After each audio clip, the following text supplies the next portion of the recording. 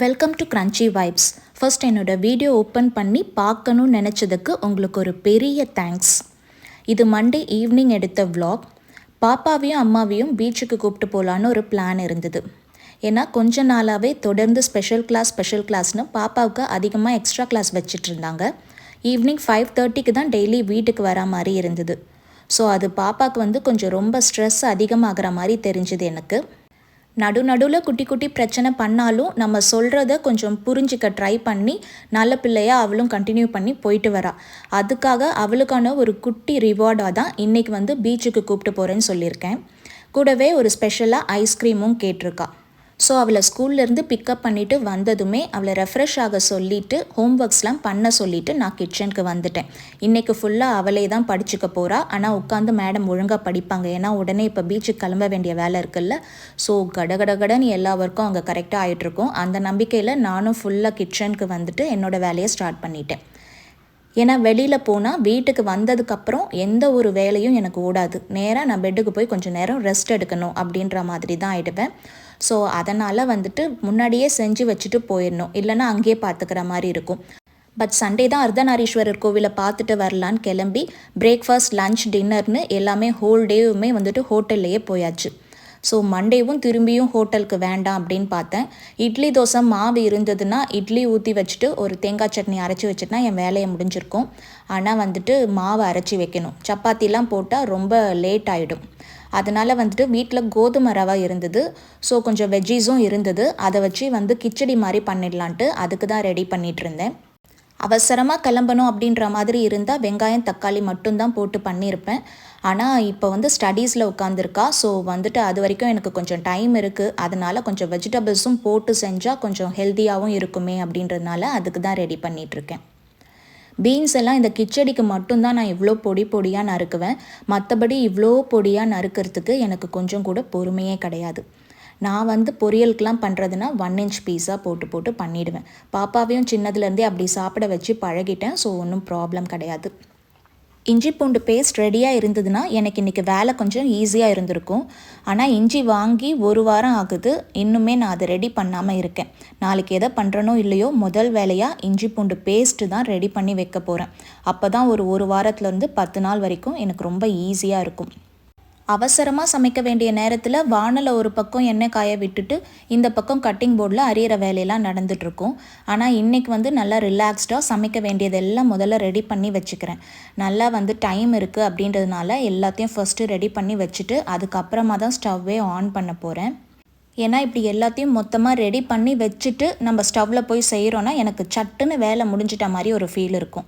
ஆனால் எல்லா நேரமும் இப்படி பண்ண மாட்டேன். டைமுக்கு ஏற்ற மாதிரி மாற்றி பண்ணிப்பேன். இஞ்சி கட் பண்ண ஃப்ளோலையே பூண்டையும் ரொம்ப பொடியாக நறுக்கிட்டு இருக்கேன். அப்புறம் தான் ஞாபகம் வந்தது, பூண்டு தானே கொஞ்சம் பெருசாக போட்டாலும் போடலான்னு அப்படியே ஸ்லைஸாக கட் பண்ண ஆரம்பிச்சிட்டேன். வெறும் வெங்காயம், தக்காளி மட்டும் சேர்த்து செய்கிற மாதிரி இருந்தால் வெங்காயம் நிறைய கட் பண்ணுற மாதிரி இருந்திருக்கும்.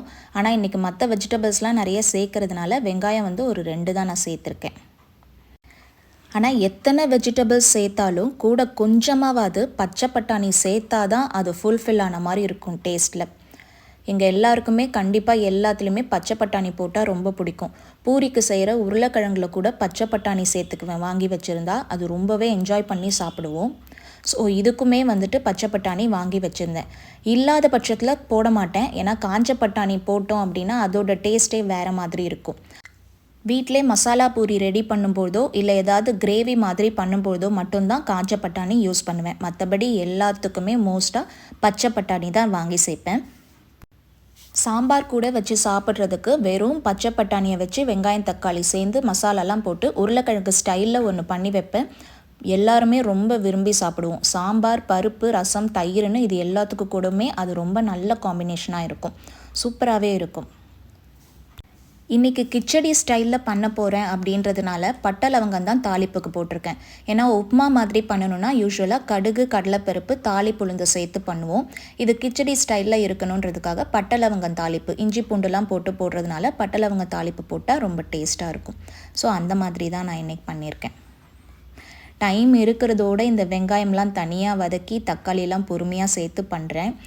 இதுவே டைம் இல்லைன்னா வெங்காயம், தக்காளி எல்லாத்தையும் ஒன்றா சேர்த்து லேசாக வதக்கி காய்கறியை போட்டு பண்ணிட வேண்டியது தான். நம்ம டைமுக்கு ஏற்ற மாதிரி என்னோடய சமையல் ஸ்டைலை நான் மாற்றிக்குவேன். என் சமையலில் என்னை பொறுத்த வரைக்கும் எப்போவுமே இப்படி தான் பண்ணணும், அப்படி தான் பண்ணணுன்றதை ஃபாலோ பண்ணவே மாட்டேன். அம்மாவெல்லாம் கேட்டாங்கன்னா இதை இப்படி தான் பண்ணணும், அதை அப்படி தான் பண்ணணும் அப்படின்னு சொல்லுவாங்க. ஆனால் எனக்கு அது சுத்தமாக செட் ஆகாது. டைமுக்கு ஏற்ற மாதிரி நான் வந்துட்டு கொஞ்சம் கொஞ்சம் ஸ்டைலை மாற்றிப்பேன். கொஞ்சம் கொஞ்சம் நம்ம இஷ்டத்துக்கு மாற்றி சமைக்கிறதுனால டேஸ்டெல்லாம் அது பெருசாக அஃபெக்ட் ஆகாது அப்படின்றது என்னோடய பாயிண்ட் ஆஃப் வியூ. இதனால் நம்ம ஹெல்த்தையும் டைமையும் அதில் ரொம்ப ஸ்பெண்ட் பண்ண வேண்டாம் அப்படின்றது தான் நான் நினைப்பேன். இன்றைக்கி கோதுமை ரவையில் தான் செய்ய போகிறேன்றதுனால பெரிய டென்ஷன் இல்லை. சாதாரண ரவையில் செய்கிறோம் அப்படின்னா அதை லெஃப்ட் கையில் வச்சுக்கிட்டு ரைட் ஹேண்டில் அதை வந்துட்டு கிளறிக்கிட்டே கொஞ்சம் கொஞ்சமாக கட்டி பிடிக்காமல் பார்த்து கிளறணும். அந்த டென்ஷன் இந்த கோதுமை ரவையில் இல்லை. நம்ம மொத்தமாக போட்டுட்டு நிதானமாக கிளறினாலே போதும், அது கரெக்டாக செட் ஆகி வந்துடும். இங்கே இதெல்லாம் நான் உட்காந்து உழுந்து புரண்டு பண்ணிக்கிட்டு இருக்கேன். ஆனால் வந்துட்டு பாப்பா ஈஸியாக வந்து கேட்குறா, அம்மா டின்னர் நம்ம இன்றைக்கி வெளியில் தானம்மா சாப்பிடுவோம், பீச்சுக்கு போயிட்டு அப்படியே நம்ம வெளியில் போய் சாப்பிட்டு வரலாமேம்மா அப்படின்றா. நான் வந்து சொல்லிட்டேன், இல்லைம்மா இது வந்துட்டு நம்ம எப்போவுமேலாம் அந்த மாதிரி பண்ண மாட்டோம், எப்போவாது தான் நம்ம அந்த மாதிரி வெளியில் போய் சாப்பிடுவோம். மற்றபடி வந்துட்டு நீ அழகாக வந்து வீட்டுக்கு வந்து டின்னர் சாப்பிட்ற மாதிரி இருந்தால் தான் இன்றைக்கி பீச்சுக்குன்னு சொல்லிட்டேன். அவ்வளோ நல்ல பிள்ளையாக கேட்டுக்கிட்டு கம்முன்னு அமைதியாக போய் படிக்க போயிட்டா. ஸோ அவளுக்கு கொஞ்சம் ஹோம்ஒர்க்ஸ் இன்றைக்கி அதிகமாக தான் கொடுத்துருக்காங்க. அதனால் வந்துட்டு எனக்கு இன்னும் கொஞ்சம் டைம் இருந்ததுனால சட்னியும் எப்பயே ரெடி பண்ணி வச்சிடலான்ட்டு அதுக்கு தான் பண்ணிகிட்ருக்கேன். கொஞ்சமாக தேங்காய் வச்சுட்டு நிறைய பொட்டுக்கடலை சேர்த்து பண்ணுவோம். இந்த உப்புமா கிச்சடி வெரைட்டிக்கெலாம் இந்த மாதிரி தான் பண்ணுவோம், தாளிக்க மாட்டோம். ஏன்னா இதுலேயே நிறைய மசாலாலாம் இருக்கிறதுனால சட்னி வந்து தாளிக்க மாட்டோம்.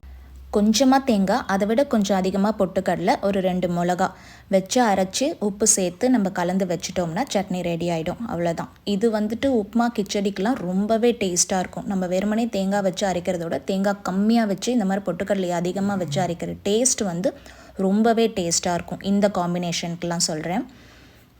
அவ்வளோதான், நான் சமையலை முடிச்சிட்டேன். பாப்பா தான் இன்னும் முடிக்கலை. அம்மா கிட்ட தான் ஏதோ டவுட் கேட்டுட்ருந்தா.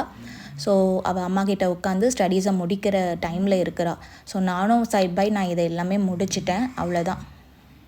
கழுவி வச்ச பாத்திரம்லாம் மட்டும் ட்ரை பண்ண வச்சது அப்படியே இருக்குது. அதை மட்டும் எடுத்து நான் அடுக்கி வச்சுட்டேன்னா வேலை முடிஞ்சுது. ஏன்னா கரெக்டாக அந்தந்த இடத்துல அடுக்கி வச்சிட்டோம் அப்படின்னா அடுத்த நாள் மார்னிங்க்கு வந்து சமையலுக்கு நல்லா அது ஈஸியாக இருக்கும். இன்றைக்கி நான் சட்னியை வந்து வேறு கிண்ணத்தில் மாற்றி வைக்கலை, அப்படியே மிக்ஸி ஜாரோடவே வச்சுட்டேன். ஏன்னா மாற்றும் பொழுது நம்ம வந்துட்டு அதை வலிச்சு வைக்கும் பொழுது கைப்பட்டு ஏதாவது நைட்டு வந்து சாப்பிடும்பொழுது கெட்டுடுச்சுன்னா என்ன பண்ணுறது அப்படின்னு சொல்லிட்டு, ஏன்னா ஈவினிங் சீக்கிரமே பண்ணிடுறேன்ல, அதனால் வந்துட்டு நான் ஜாரோட அப்படியே வச்சுட்டேன். அம்மாவும் பாப்பாவும் ரெடி ஆகிட்டாங்க. இதுக்கப்புறம் நானும் வேலையை முடிச்சிட்டேன். இதோட நேராக கிளம்பிட வேண்டியது தான். கிளம்பும் பொழுதே சொல்லிட்டேன், ஒரே ஒரு ஐஸ்கிரீம் தான், அதுலேயும் குட்டி கப் ஐஸ்கிரீம் தான் அப்படின்னு சொல்லி தான் கூப்பிட்டு போனேன். ஏன்னா வெளியில் போயிட்டு வந்தாலே ஜங்க் ஃபுட்டெல்லாம் எப்படி அவாய்ட் பண்ணுறதுன்றது ஒரு பெரிய ப்ராப்ளமாகவே இருக்குது. ஆனால் நான் என்ன தான் இவ்வளோ பேசினாலும் பாப்பா சாப்பிடும்பொழுது என் வாயை என்னால் கட்ட முடியாது. ஸோ டெம்ப்ட் ஆகி நானும் கண்டிப்பாக வாங்கிடுவேன், ஏதோ ஒன்று வாங்கிடுவேன். இன்றைக்கி ஐஸ்கிரீம் சாப்பிடணும் போல் இருந்தது. ஸோ நானும் ஐஸ்கிரீமே வாங்கிக்கிட்டேன். அப்படியே பீச்சில் குட்டியாக ஒரு வாக் போயிட்டு நேராக வீட்டுக்கு வந்தாச்சு. ஒரு 1 hour மட்டும் பீச்சில் ஸ்பெண்ட் பண்ணிவிட்டு வீட்டுக்கு வந்தாச்சு. வீட்டில் வந்து டின்னரை முடிச்சாச்சு. சொன்ன மாதிரியே நல்ல பிள்ளையாக வந்துட்டு சாப்பிட்டுட்டா. அது வரைக்கும் எனக்கு சந்தோஷம். வெளியில் போயிட்டு அது இதுன்னு கேட்காம சொன்னபடிக்கு ஐஸ்கிரீம் மட்டும் வாங்கிட்டு நல்ல பிள்ளையாக வீட்டுக்கு வந்துட்டா. பட் அன்டைமில் எனக்கு ஏதாவது ஒரு சின்னதாக ஐட்டம் சாப்பிட்டாலும் எனக்கு அதுக்கப்புறமா சாப்பிட்ற வேலையில் பசியே இல்லாத மாதிரி ஒரு ஃபீலிங் எப்போவுமே இருக்கும். ஸோ நான் வந்த உடனே சாப்பிடல, அவளை சாப்பிட வச்சுட்டு படுக்க வச்சுட்டேன். ஏன்னா மார்னிங் வேறு எழுந்து ஸ்கூலுக்கு கிளம்பணும். இன்றைக்கி ஹஸ்பண்ட் வந்ததுக்கப்புறம் தான் நானும் சாப்பிட்டேன். நாங்கள் 2 பேரும் சாப்பிட்டு முடிச்சுட்டு ஹார்லிக்ஸோடு இன்றைக்கி டேயை முடிச்சுக்கிட்டாச்சு. அவ்வளோதான். இந்த விலாக் உங்களுக்கு பிடிச்சிருக்கும்னு நினைக்கிறேன். இந்த விலாகை பற்றின உங்களோட கருத்தை கீழே கமெண்ட் செக்ஷனில் சொல்லுங்கள். எனக்கு கொஞ்சம் இம்ப்ரூவ் பண்ணிக்கிறதுக்கு ஹெல்ப்ஃபுல்லாக இருக்கும். இவ்வளோ நேரம் இந்த வீடியோவை பொறுமையாக இருந்து பார்த்ததுக்கு மறுபடியும் உங்களுக்கு ஒரு பெரிய தேங்க்ஸ். இதோட அடுத்த vlogல மீட் பண்ணலாம். அது வரைக்கும் thank you so much and bye bye from crunchy vibes.